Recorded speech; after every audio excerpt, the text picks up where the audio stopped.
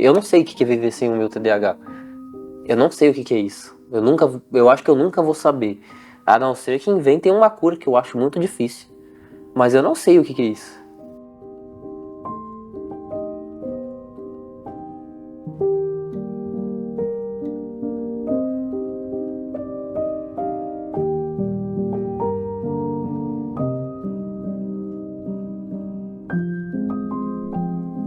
Poesias, música, teatro, dança. O mundo da fantasia é desenhado no marco zero do monumento da Universidade de São Paulo, a Torre do Relógio.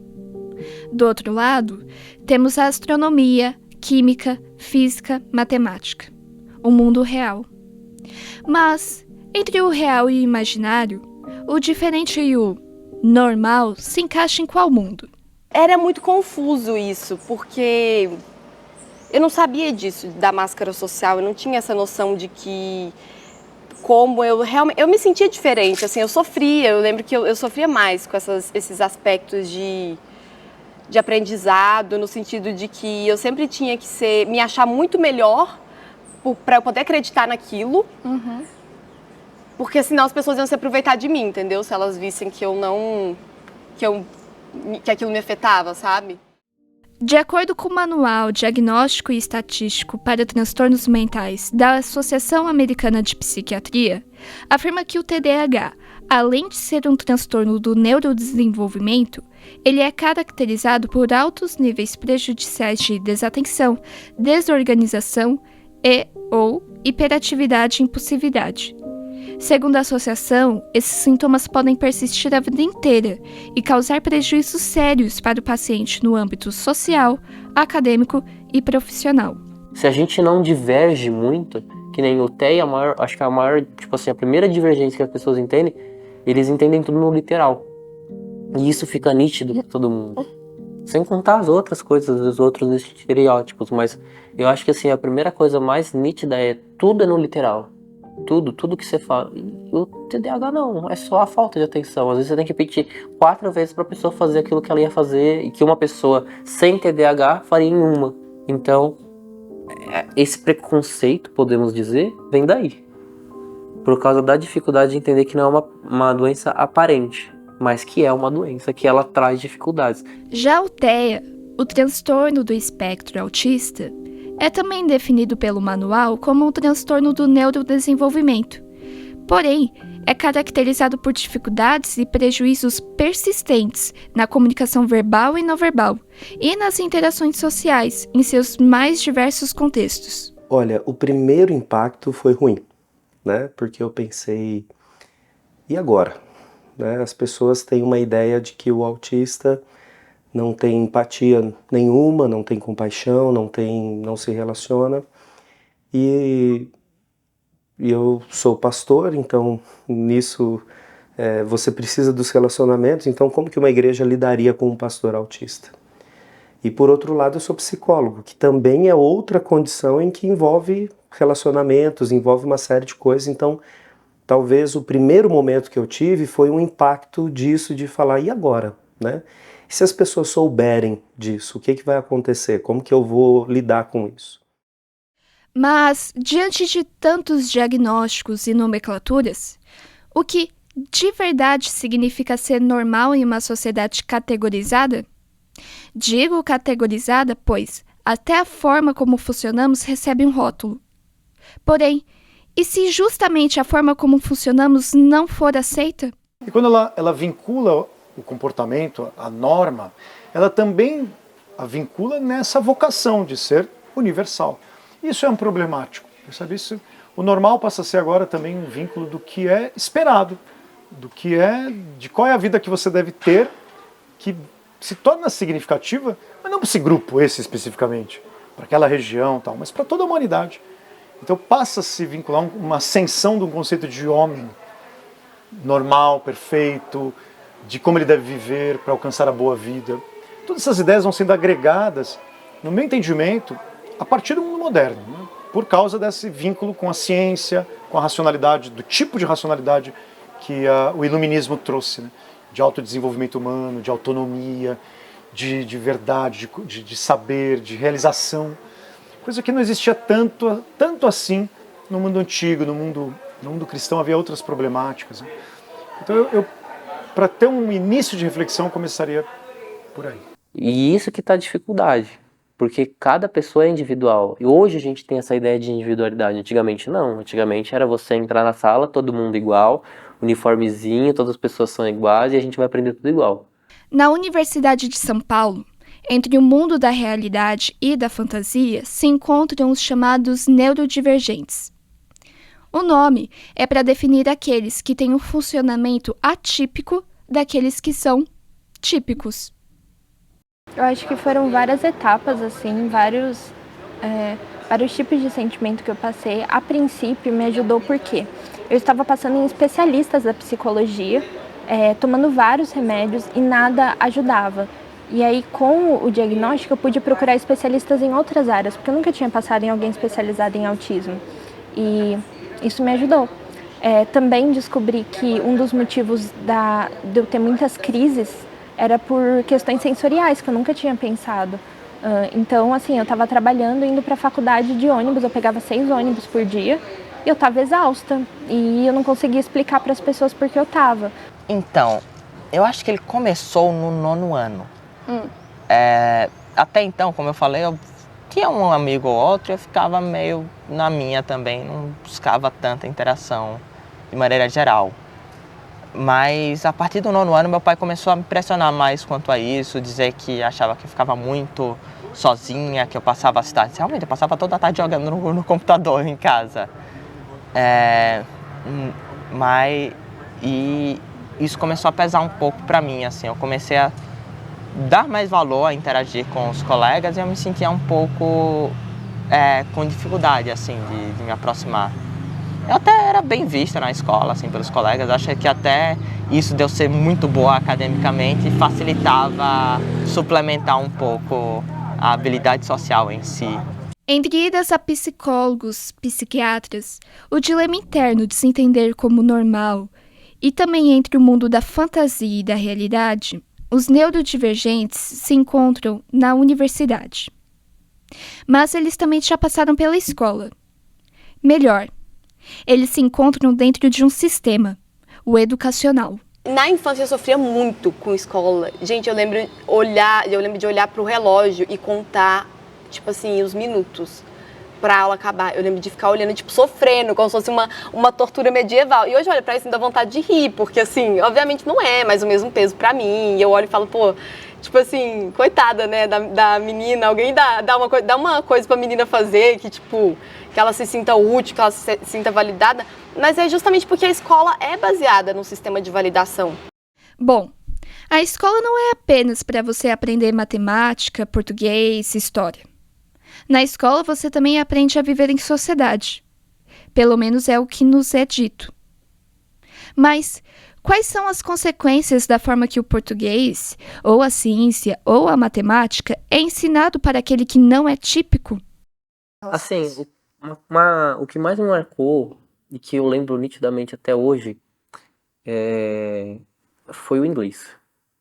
Porque eu não conseguia aprender inglês. Tanto que até hoje eu não sei. Eu preciso me concentrar para fazer. Só que quando não era nem na época do ensino médio, era na época do ensino fundamental. Eu tinha a professora Mara, maravilhosa.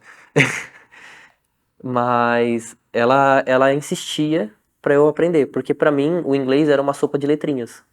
Não era para mim eu não via sentido naquilo ali. Eu pegava para ler, eu pegava para estudar e eu não entendia. E eu lembro que eu já cheguei até a chorar em provas porque eu não conseguia entender o que estava ali. Para mim era um monte de letra que foi pega do português, embaralhada e jogada numa prova para mim. Era essa a percepção que eu tinha. Os meus anos escolares foram os piores anos da minha vida, todos eles. Eu sofri muito bullying assim, de violência física. Eu nunca entendi exatamente por quê. Eu sei que eu era tímida, eu tinha muita dificuldade de falar com as pessoas e eu gaguejava muito. Então, as crianças implicavam comigo. Assim, era muito difícil socializar. Eu acho que eu ainda tive um pouco mais de sorte, porque eu tenho uma boa inteligência, então eu conseguia me adaptar bem às situações e eu conseguia conseguia manter as minhas notas, eu fazia lição para as outras pessoas, para eles me deixarem em paz. Então, pelo fato de eu garantir a nota de muita gente na sala, eles me deixavam em paz. E tinha gente que sofria muito mais. Só que eu nunca consegui me adaptar. De maneira geral, pedagogicamente eu realmente não tinha muitas dificuldades. Eu gostava muito de aprender os assuntos. O que às vezes tinha uma vez ou outra algum professor reclamava que eu queria muito ficar discutindo os assuntos em sala de aula e trazia à tona. Cheguei uma vez até no ensino médio, um colega reclamar comigo porque o professor estava falando de um assunto e eu fui trazendo uma conversa junto com o professor sobre um contexto em que eu vi o assunto aplicado, que era de biologia. Ele disse, eu quero focar agora nas coisas que vão cair na prova do vestibular. E aí foi um pouco uma briga, porque eu sentia essa ânsia muito grande de falar. Em ambiente de sala de aula eu me sentia muito desenvolta, assim. Com os colegas, eu, por muito tempo, até interagia às vezes com eles, mas eu ficava mais na minha, mais Mas você isolada. tinha amigos na escola? Eu tinha. O início da escola ali, primeiro, segunda, terceira série, na época, foi dentro do esperado. Dentro de uma média, aprendi a ler no tempo certo, escrever no tempo certo. Sempre tive muita dificuldade motora. Então, a bendita da letra cursiva nunca funcionou para mim. Então, no dia que eu pude voltar a escrever com letra de forma, resolveu o meu problema. Mas antes, essa questão da letra cursiva era sempre muito difícil para mim. Eu conseguia ler a letra cursiva. Tem pessoas que têm dificuldade na leitura. Eu não tinha problema em identificar, mas a minha questão motora era difícil, né?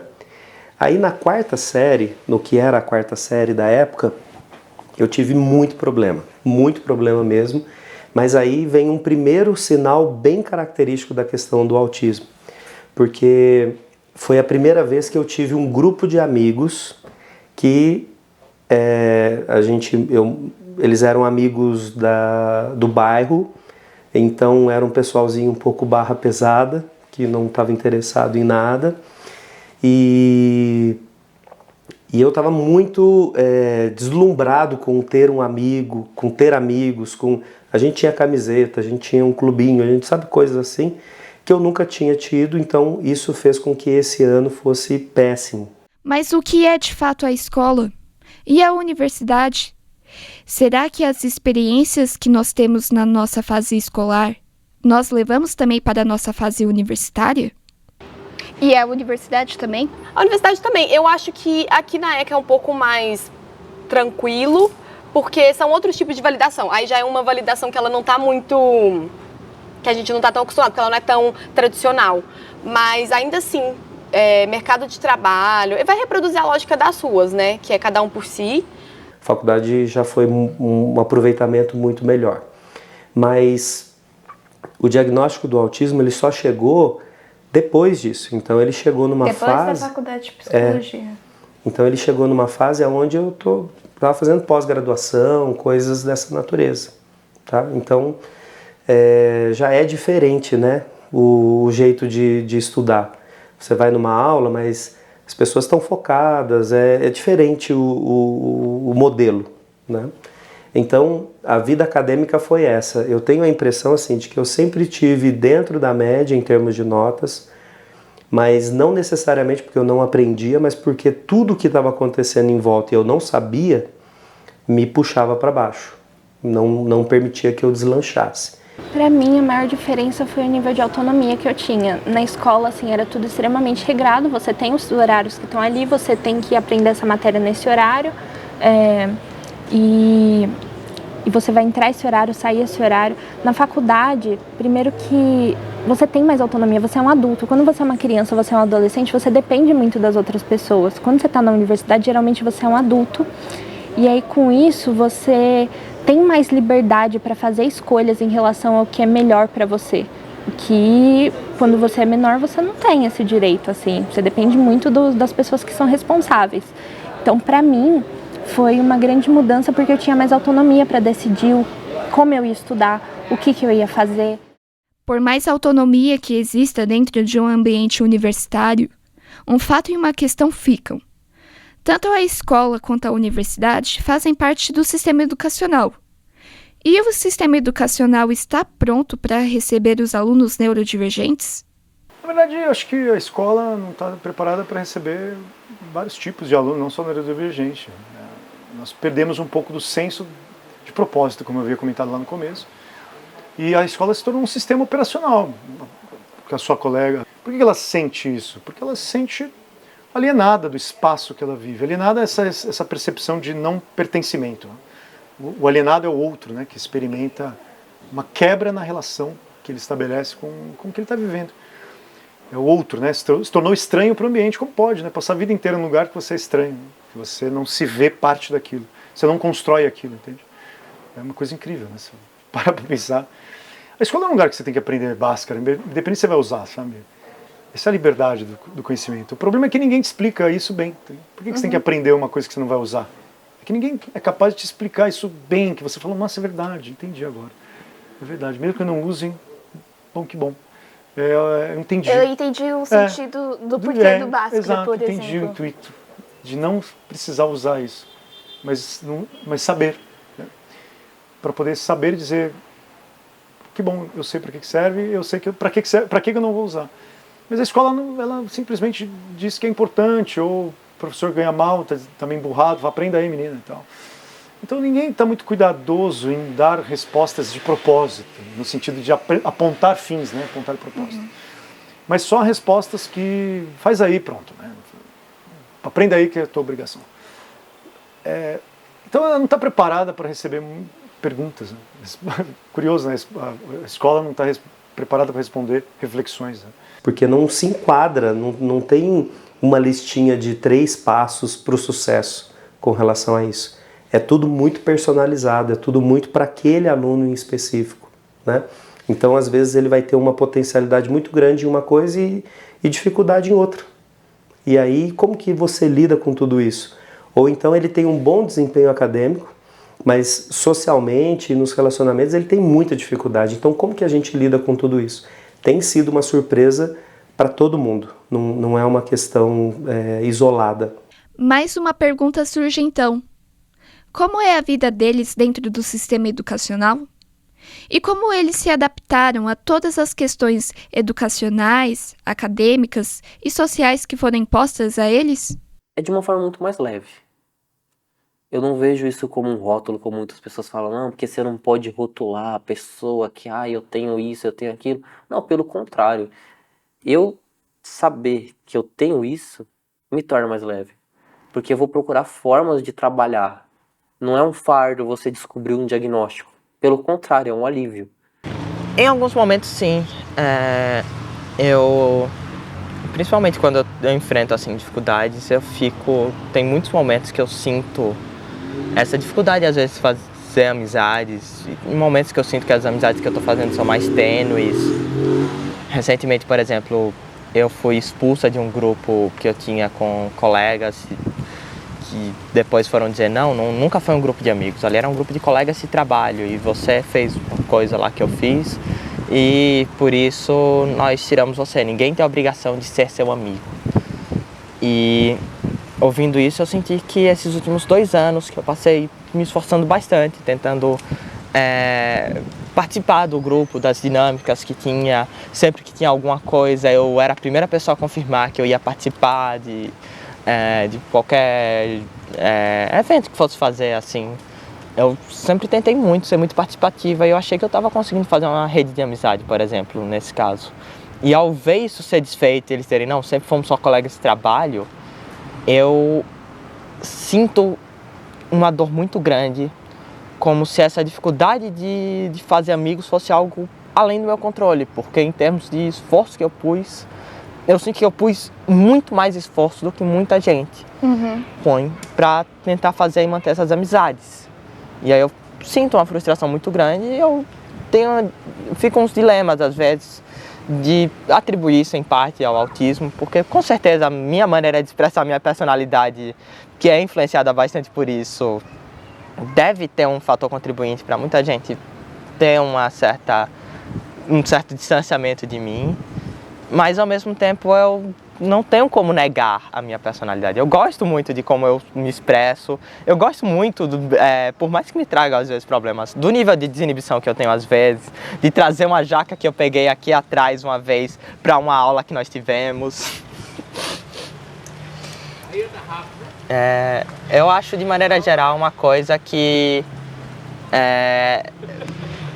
como eu falei, eu gostaria que isso não me trouxesse tantos problemas, mas ao mesmo tempo eu não conseguiria me sentir à vontade negando esse aspecto de mim.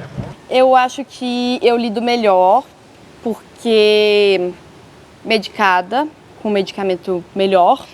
Então você, assim, pro tratamento de TDAH, você acha que o medicamento ele é válido, mas não um medicamento estimulante? Isso. Pelo menos pra mim foi assim. Porque tem outros meios, assim, de terapia mesmo, sim, que eu digo. Exato. Pra mim, eu acho que nesse momento da minha vida eu preciso de medicação, né? Eu acho que eu já ouvi falar de algum, não lembro o nome, mas era uma pessoa especializada, que falou, olha, você pode até não usar mais a medicação em algum momento, mas a medicação é como se ela fosse aquela rodinha da bicicleta, né? Quando você começa a andar, que você usa durante o tempo, aí depois, se você estabiliza, depende muito do momento que você tá na sua vida também, né? Tipo assim, agora é porque como eu tô estudando ainda e é uma rotina muito pesada, eu acho que é necessário. Querendo ou não, a gente tem que jogar o jogo, é aquilo que eu falei. E a medicação, ela ajuda nisso, a dar uma silenciada, eu consigo pensar melhor, eu tenho mais energia, eu sinto que eu consigo poupar mais energia. Então, sim, eu acho que no meu caso eu preciso e isso faz muita diferença. Com essas duas medicações que eu faço. E terapia, faço terapia atualmente, acompanhamento psicológico, eu acho que aí pesa muito mais. Eu acho que é uma diferença muito grande, pelo menos no meu caso. Talvez sem medicação também seria ruim e tal, eu acho que faz uma diferença grande. Agora, o acompanhamento psicológico faz muita diferença para mim. Neurodivergência não é apenas um assunto educacional ou da área da saúde, mas é um tema que envolve a sociedade por completo. Quais são, então, as consequências sociais e até pessoais para estes que a própria sociedade diz que destoam do padrão? E o que me fez pensar em falar sobre isso foi que o diagnóstico do meu filho ainda não tinha acontecido. E eu pensei, bom, eu posso simplesmente esconder isso e ninguém vai saber. Mas se no futuro ele, no processo de terapia, nas coisas que ele precisava fazer, ele descobrir que eu sou e que eu escondi, ele vai entender que isso é uma coisa ruim e que deve ser escondido, que deve ser lidado de um jeito ruim. Eu acho que porque eu sofri bastante quando eu recebi o diagnóstico, porque para mim foi uma notícia que me fez muito bem, só que o jeito como a sociedade recebeu isso não foi tão boa, então eu acho que precisa de mais divulgação dentro disso para as pessoas saberem quais são as dificuldades, como as pessoas enxergam a deficiência. Eu acho que está precisando de uma conscientização maior para que diminua o preconceito, diminua o capacitismo, para as pessoas verem que não é porque eu tenho uma deficiência que eu não sou capaz de entrar numa universidade, que eu tenho facilidade ou pelo menos eu mostro que eu consigo conversar, que eu não tenho dificuldade em manter uma conversa. Então eu queria que as pessoas tivessem mais contato com esse tema, para que fosse uma coisa melhor divulgada. Afinal, o TEA, o TDAH ou as outras neurodivergências que existem é apenas mais uma nomenclatura social e médica para dizer como cada pessoa é individual, enxerga e responde ao mundo à sua maneira. Eu acho que é uma coisa que intrinsecamente se relaciona muito com como eu interajo com o mundo e, portanto, é algo que foi fazendo uma parte integral da minha personalidade. Se eu não me empolgar do nada falando sobre um vídeo que eu vi de ciência, de como, sei lá, seiva de alguma coisa pode ter utilidade médica, eu não seria eu. Se eu não tivesse pego uma pena aleatória de ganso que eu achei logo antes de começarmos a gravar, mandado mensagem pra minha namorada, ei, vamos tentar fazer uma caneta tinteiro com essa pena, eu não seria eu. Então, eu acho que é muito isso. Pra mim, pessoalmente, é algo muito atrelado a quem eu sou.